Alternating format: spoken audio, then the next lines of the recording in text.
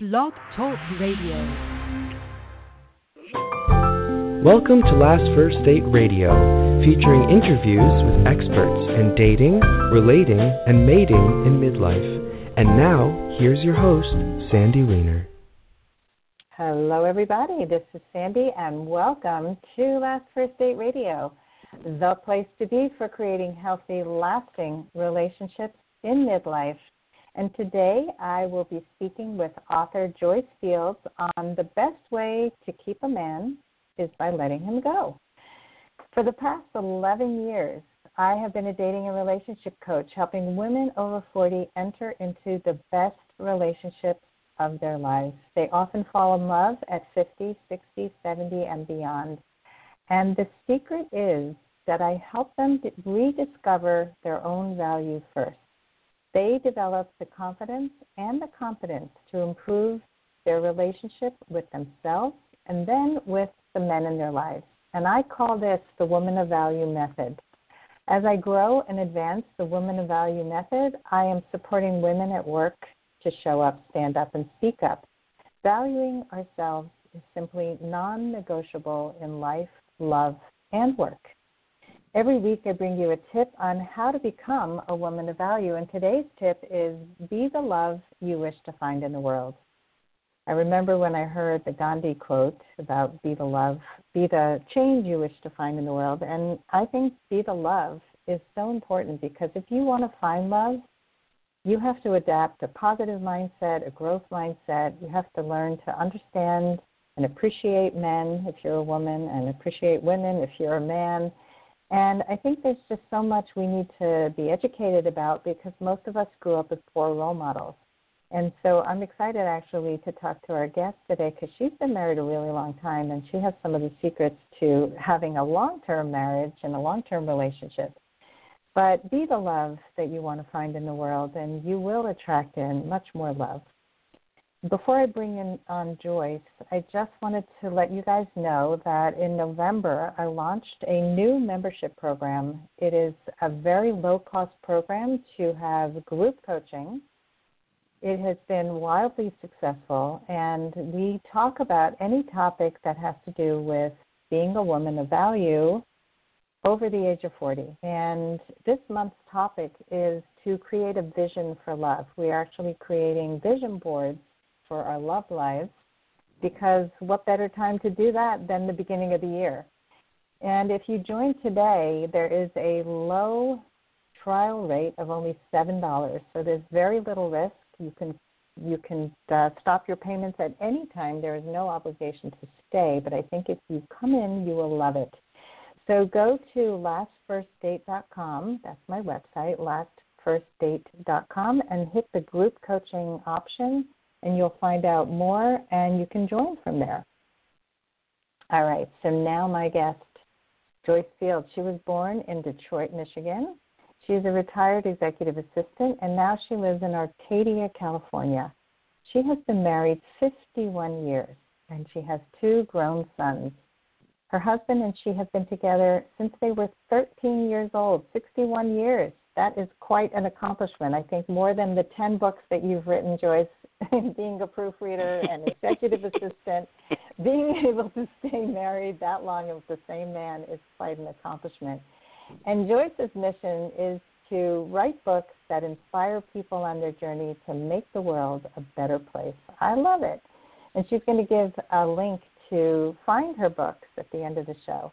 So join me now for episode number 339, The Best Way to Keep a Man is to Let Him Go. Welcome to the show, Joyce.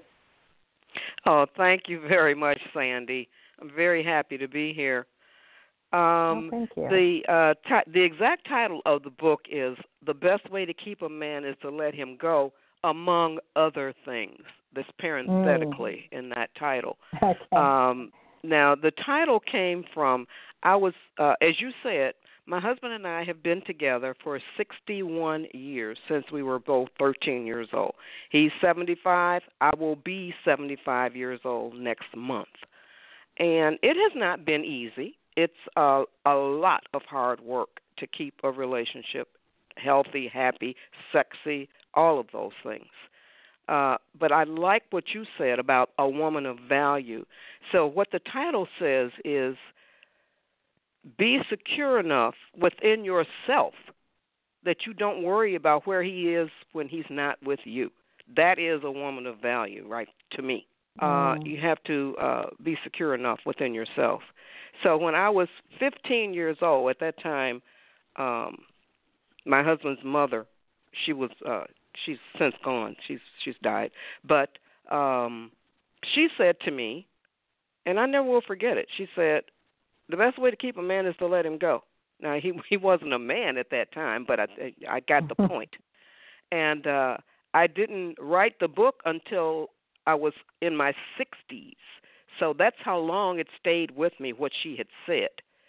And the reason why I wrote the book was because what I was observing was so many young girls not understanding the dynamics of keeping a relationship together. Keeping a relationship together is a lot of hard work, and it requires a lot of thinking and a lot of strategizing to see how you can get around and over and through and maneuvering, all of those things. You understand what I'm saying? Mhm. Okay. Yeah. So yeah. No, I want you to get a little more specific about that. So. Okay. So, when you say hard work and you say keep it together, so like what are some specific things that you've seen not working and things that you are teaching that do work?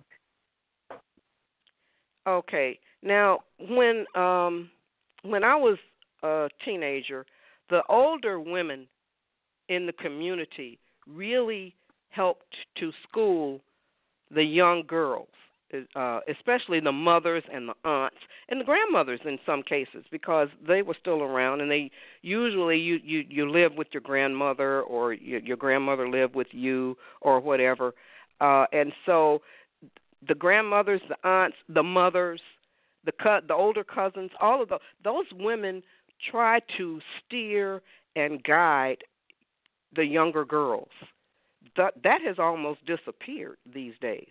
Mm-hmm. So these girls nowadays have really been allowed to just kind of go off on their own.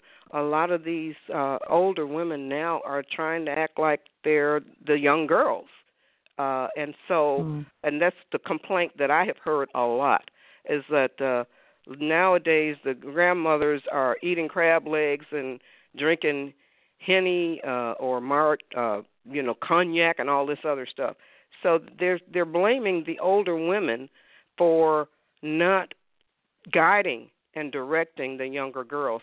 So that's what this book does. It tries to guide the young girls and just trying to tell them where the pitfalls are and all these other things. So, and I'll get into the particulars of the book in a few seconds. But okay. What you said, you asked about specifics on what issues. Yeah. What kind of guidance do they need? What kind of guidance are they not getting? I'm just going to go through the chapter titles. The first one is Modify the Way You Think. It's not realistic to expect make-believe and storybook happiness. So as females, I think that we have been led down the wrong road with the movies and a lot of the TV shows. They want to show so much romanticism, but that's not the real world. That's not the way that real-life relationships go. What the media shows you in the movies and TV shows is that everything is just so perfect and it's just so wonderful. It's a knight in shining armor. That's not the way men are. That's not my experience. Right. So you have to modify the way that you think. You have to really be in the real world, not in the fantasy world. Right. Another chapter is Observe and Learn Your Man. You have to, we've been together 61 years. and we're still learning each other. You have to really get to know the man and the woman as well. So I wrote this book for women. So some man can write a book for the men. That's the way I see it. I'm sure they have. Huh? What'd you say? They have. Oh, I don't know. I said I'm sure. Women are from. No, there's lots of books. Yeah. Mars or women are from, what is it? Men are from Mars and women are from Venus. Venus. Yeah. Okay. So get to know your man, meaning what? You got to learn him, and he has to learn you as well. But like I said, I wrote it for the women. So if you know that he doesn't like something, then don't do it. And if you know he likes something, then do more of it. What are his favorite meals? Fix them often. Women should understand that men are wired differently than we are. Usually, if a man sees a good-looking woman, he wants to bed her, and so men they're just wired differently than we are. If a woman sees a good-looking man, she just appreciates the way that he looks, and she doesn't necessarily want to go to bed with him. But most of the time, men are really excited to see a beautiful woman. But you got to understand that men are going to look at other women, and that's another thing that happens these days. When they look at another woman, the woman that they are with gets really upset. So there's no harm in looking. That's what I say. That's the way we were raised. The older women told us that. The older women also told us that men are like dogs. I don't know. This is what they were telling us. Men are like dogs. Meaning what? Meaning that they're going to sniff around and maybe even come in contact with other women, but they're always going to come back to where they know that food and water is there. That's what they would tell us. Okay. Got any questions on that one? You were talking. No, I didn't have any elder women guiding me, but I think it's interesting. So we have modify the way you think and observe and learn your man. Okay, that's good. What else is that? Fantasy versus reality. Romance novels, I used to read them all the time. I had a collection. Almost all the girls did when I was like 14, 15, 16 years old, even up to 17, 18 for that matter, and get married until I was 23. But I was into the novels, and so the novels would tell you all this stuff about when Sally would open the door and he saw her and his face would light up and all that fantasy stuff. That's not the real world. Okay. Another chapter is called Learn How to Fight. There are arguments and then there are heated discussions or debates. In an argument, usually someone is trying to win. Maybe both people are trying to win. In the process of trying to win, words can become dangerous weapons. A person can say mean and ugly things and later be sorry, but it can be too late to be sorry. So that is, you got to really learn how to fight. If you cannot say everything that's in your mind. You think about it before you say something. That's good. I do. What I have done in our relationship is I use the word speed bump. Whenever we get out of control with our disagreement, I'll say speed bump, and then we both stop. That's and good. then you have a safe word. Yeah.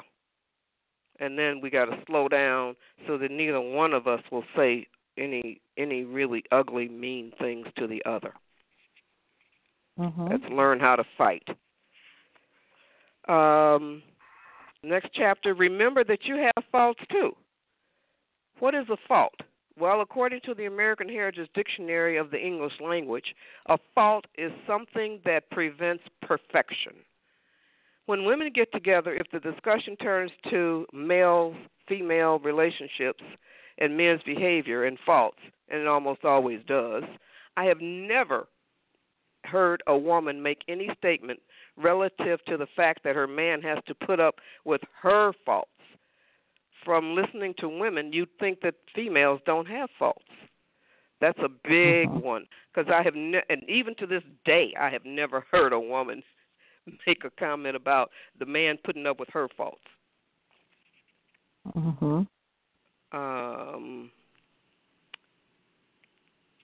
Give specific examples. You always say that you're obligated to tell each other what you see that you think is not right or not healthy for the person or the relationship. The other person is obligated to listen carefully, but we have to remember that no one is obligated to change. Many times the behavior will improve because you both are aware and watching, but you can't get mad if no change is made. You did your part. The rest is up to the other person. Nothing is too precious for him. That's the next chapter.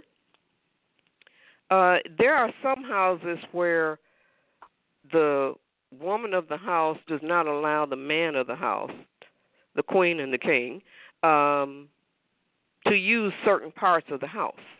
He can't sit in whatever room it is or whatever because she has it kind of decorated like it's a museum or whatever. So she's got plastic covers on and all this other stuff. So there's no room in the house should be off limits to the man of the house. Okay. Think before you. What was that? I said okay. Oh, okay. Think before you speak. What is the reaction that you want to get from your man? The answer to that question should determine what you will say or do. If you don't have time to think, it probably would be better if you say or do nothing for the time being. You can always say or do something later, after you've thought about it. Now, when we first got married, we had been married maybe about 5 years or so. He went out one night, and he stayed out all night till the next day. I was fit to be tied. I was so angry. But then I thought about it. I said, now, if I come at him in a way that he does not respect, then he's just going to turn around and go back out the door. So I thought about it, and when he came into the house, and I said, do you want breakfast? I was so nice and sweet. I was so mad. I could have bitten a nail in two. But that's not the way that I presented myself. I wanted to do the opposite of what I was feeling. And so that's the way that I approached it. He said he did. He was looking at me like really weird because I can imagine what was going through his mind. I never did ask him anything about what was going through his mind, but he wanted breakfast. I cooked him breakfast and all of that. Yeah, and it went on fine. So it worked out very well. But it could have been a disaster. You never asked him where he was or what? You never asked him where he was? No. It didn't matter. Even if he told me the truth or if he told me a lie, what difference would it have made at that point? That was my thinking. Okay. All right. Next chapter is always be a lady. There's an old saying, be a lady in the parlor and a tramp in the bedroom. I'm going to talk about being a lady. I'll leave you to your own imagination about being a tramp in the bedroom. In the parlor is addressing when you are in the company of or can be seen by others. Ladies are respectful of themselves and others. Ladies don't get drunk in public. Ladies don't insult their men or their children, especially not in the presence of others. Ladies are not loud and boisterous. Ladies make their men, children, and others feel good about being in their presence because others know that they will be treated with class, dignity, and respect. ladies have a positive reputation. When you don't act like a lady, your negative reputation precedes you. Everyone is nervous about what you may say or do. Eliminate the mystery and apprehension. Act like a lady. Be a lady. Okay. If he has children, accept and treat them as your own. There's another old saying about how your own children could be the ones that don't treat you right in your elder years, and then the ones that you didn't give birth to will be the ones that come to your rescue. That can always happen in life. Mm-hmm. So if he does have kids, they should adore you. Make it that way. Treat them that way, and they will. Then this is my favorite chapter. Don't take man advice from a woman who has no man. That is absolutely amazing to me how so many women, not just young girls, but I wrote the book especially for the younger girls who haven't been in a long-term relationship. But for women who have been, it's a good read, and that they'll usually get something out of the book as well. But for women who don't have a man, to give advice on keeping a man is just ridiculous. A long time ago, we were at one of our neighbors' homes, and my husband was sitting closer to the sink than I was, just a few feet difference, and then he asked me to get him a glass of water. So my neighbor, she said something worse to the effect of, you sitting closer to the sink than she is, so why don't you get up and get yourself a glass of water? I just kind of looked at her, and I very quietly got up, got him a glass of water, and sat it in front of him, and then I went back and sat down. So what's the big deal? I don't even understand. I don't understand that type of an attitude. Now, she didn't have a man. Mm-hmm. So, also, it was none of her business. It was none of her business. No, it wasn't. Aside from whether she had a man or didn't have a man, like to get involved like that is crossing a boundary. Yeah, and a lot of females will do that kind of stuff. So they don't even realize or understand what is or isn't their business, So, but don't take man advice from a woman who doesn't have a man. Men will freely admit that they don't understand women. But far too many women think that they know all about men. We don't know a lot. We don't know as much as we think we do. So not only should you not take advice from a woman who has no man, don't take advice from a woman who speaks negatively about her relationship with her man.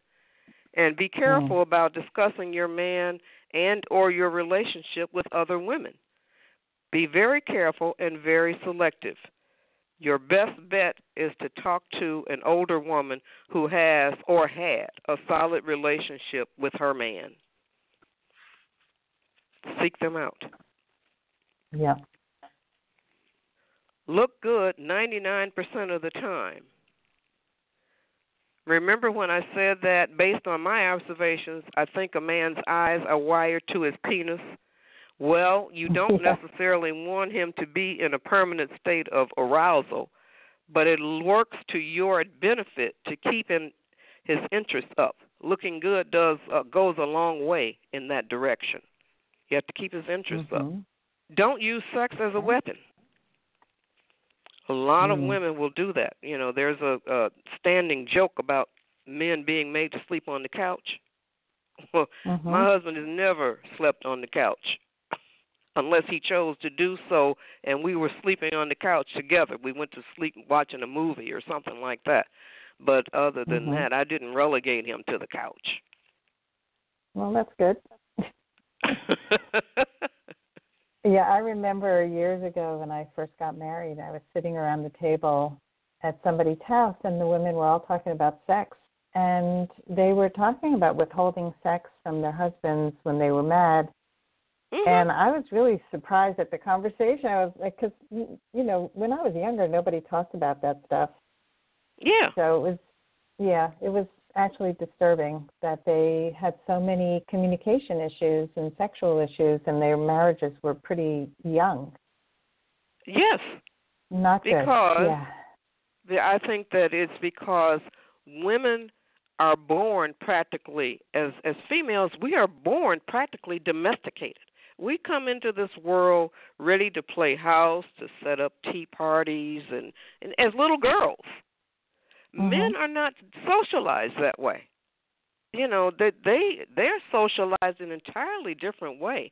And then with these romance novels and all of that other stuff, and chick flicks, like the men call them chick flicks. You know, you've heard that term, I'm sure. Sure. And so then the men are not socialized like that. They don't long to be husbands.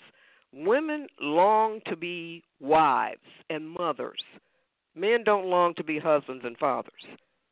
That pretty much happens accidentally. But we're all wired for relationships, though. I mean, we oh, yeah, express it in definitely different that, ways. because we're social. Yeah. Yes. Yep, we're social But you know animals. what? I heard this a long time ago. I think you'll appreciate this. Men like what they see, and women like what they hear. That's why women wear makeup and men lie. How you like that? Interesting. Yeah, very much so. It really stopped me. It threw me for a loop. Mm-hmm. Yeah, I have to think so about men that like one. what they see. That's why women wear makeup, and women like what they hear, and that's why men lie. Well, my mother told me a long time ago when my mother and father when they first got together, and my mother was saying that he was telling her all these beautiful things that he's going to do and all of that. She fell for it. I don't think he ever did any of the stuff. Right, but it made her fall for him. Yeah, exactly. So, and I'm the oldest of 7, so it must have been a pretty good relationship out of it. My mother had 7 kids in 9 years. She was pregnant just about every year. Oh my God, that's a lot of babies, one after the other. Yes. Yeah. So, so Joyce, if we can get to the one, because we're running out of time here, about letting a man go. Do you have one about that? Okay, let's talk about that one, because that is the topic today. Yeah, you have to be secure enough within yourself that you don't worry about where he is when he's not with you. Don't call him every half an hour and ask him where he's going and when he's going to come back. You have to be secure enough within yourself. Have a life of your own. Do things for yourself and with yourself. Yeah, I totally agree with that one. Yeah, I think a lot of times there's a neediness that comes in, and when there's trust issues and it comes out, that's one of the best ways to push somebody away. Yes, it is. And, we still hug and kiss and hug, hello, and my whole family is like that, all the way down through the cousins. We hug and kiss hello. We hug and kiss goodbye. That's beautiful. So what would you say is one of your best messages to our audience for how they can go on their last first date? On their last first date? Okay. So, well, you have to really be pretty much in a good mood, for one thing. You can't hold any anger. If the last first date, if you're uptight, angry, you're not feeling well, or however it goes, so you just have to be in a good space. So let go of anger. Yes. Be in a good space to date. And how will a man receive that when a woman is in that space? He will receive it positively. If she's in that space, there are no negative vibes coming off of her. And if he's in that space, there are no negative vibes coming off of him. You got to get rid of all the negative vibes or the vibrations, whatever you would call them. So if you're not in a good space, it will come out. Oh yeah. We say it leaks out of you, whether you know it or not. What's inside will come out. It. Yes. Absolutely. What is inside will come out. So you have to be in a good mental state. You have to shrug off all of the devil, for lack of a better word. Devil. Yep. I like it. Well, thank you, Joyce. This was very informative and will help many women to be able to have better relationships by following these steps. They will all be in the show notes when I publish it to my blog. And if you can let our audience know how they can get in touch with you or find you, that would be great. Okay. Now, I am, the books are all, I've written 10 books. This one, the one that we talked about, is also on the website, goodshortbooks.com. And this book, The Best Way to Keep a Man is to Let Him Go, among other things, 54 pages, which includes 21 pages of recipes. The last chapter is The Way to a Man's Heart is Through His Stomach. I've heard that all of my life. It's older than I am. And so these girls nowadays, and these women nowadays don't want to cook. So cook. So it's got 21 recipes in it. And my email address is goodshortbooks@yahoo.com. The website is goodshortbooks.com. So just remember Good Short Books. And my that's easy. Yes. My Facebook, I'm on Facebook. It's Joyce Fields. Then I'm on Instagram. That's JJ Fields, number 7. The number 7. Not spelled out. That's the number 7. That's on Instagram. And let me see. Twitter is @GoodShortBooks. Okay. So Facebook, all right, Instagram, well, thank you. and Twitter. Thank and you, the books range in thank price. You, Joyce. They can find out everything about the books when they go on your website. Oh, yeah, the books, Yep. All right. Well, thank you so much for coming on the show today. I really appreciate you sharing your wisdom for how to keep a man and the various ways that a woman can improve her relationships. It's good stuff. Yeah, that's why I wrote the book. Just get it out there, and so that the old, when we were coming up, the women talked to the girls. Now this book will do it. Talk to the girls. Well, thank you. And the older women too. All right. And thank you, everybody, for listening today. If you love our show, please give us a rating and a review on iTunes, and that really helps us so much. I really appreciate that. And thank you for listening. I hope you all go on your last first date very soon. Take care. Bye-bye.